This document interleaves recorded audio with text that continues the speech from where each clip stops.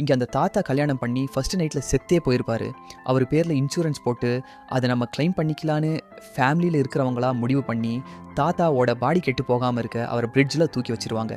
அப்போ தான் தாத்தாவோட ஃப்ரெண்டு கதவை தட்டி உன் அப்பன் கல்யாணம்னு சொல்லியிருந்தான், அதான் பார்த்துட்டு போகலாம்னு வந்தேன்னு சொல்லிவிட்டு அவர் பாட்டுக்கு உள்ளே வந்துட்டேன். ஆனால் அந்த ஆள் உள்ளே வந்த கொஞ்சம் நேரத்தில் மயக்கம் போட்டு கீழே விழுந்துடுறாரு. இருக்கிற பிரச்சனை இல்லை இவன் வேறன்னு சொல்லிட்டு அவரை அலைக்கா தூக்கிட்டு போய் ஹாஸ்பிட்டல் வாசல்லையே அனாதையாக விட்டு வந்துடுவாங்க.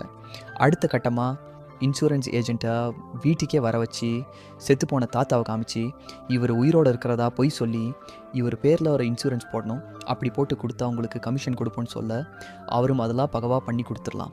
ஆனால் எங்கள் கம்பெனியில் வயசானவங்களுக்கு போடுறது கஷ்டம்னு சொல்லி ட்ரை பண்ணலான்னு ஆதார் கார்டெலாம் வாங்கி ஃபார்ம் ஃபில்அப் பண்ணிகிட்டே இருப்பார். இந்த பக்கம் மயக்கத்தில் இருந்த தாத்தா ஃப்ரெண்டு வீட்டுக்கு வந்து நான் என் ஃப்ரெண்டை பார்க்காம போக மாட்டேன்னு ஒத்த காலில் நிற்கிறாரு. ஆனால் இந்த வாட்டி வீட்டில் இருக்கிறவங்க அவரை அடித்து விரட்டுறாங்க.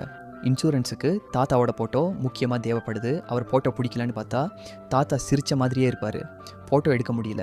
ஆனால் அவர் ரெண்டாவது பையன் பார்க்க தாத்தா மாதிரியே இருக்கிறதுனால ஒரு மேக்கப் ஆர்டிஸ்ட்டை வீட்டுக்கே வர வச்சு அவனை அப்படியே தாத்தா மாதிரி மாற்றிட்டு அதை ஃபோட்டோ எடுக்க வீட்டுக்கு ஒரு ஃபோட்டோகிராஃபரை கூப்பிட்டு வராங்க.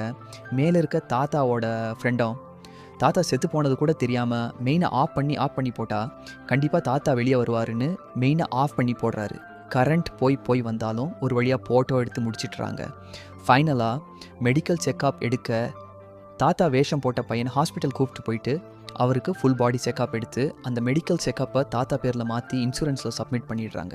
இப்போ எல்லாம் முடிஞ்சு என் மேனேஜர் கிட்ட ஒரே ஒரு சைன் வாங்கினா போதுன்னு சைன் வாங்க போயிடுறாரு.